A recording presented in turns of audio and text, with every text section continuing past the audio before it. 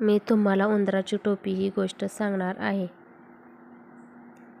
उंदराची टोपी. एक होता उंदीर मामा. रस्त्याने जाताना त्याला मिळाले एक फडके. फडके घेऊन तो गेला धोब्याकडे.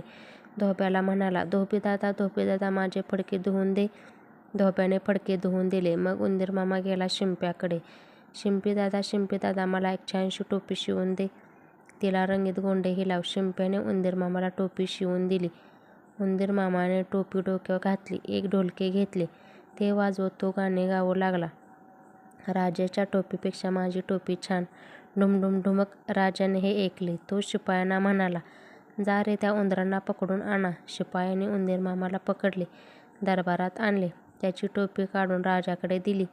मग उंदीर मामा म्हणाला, राजा भिकारी, माझी टोपी घेतली.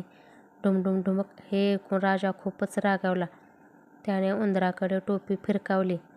उंदीर मामाने टोपी पुन्हा डोक्यावर घातली व तो गाणे गाऊ लागला. राजा मला भ्याला, माझी टोपी दिली. ढुमढुम ढुमक. हे गाणे गात गात तो राजवाड्यातून निघाला.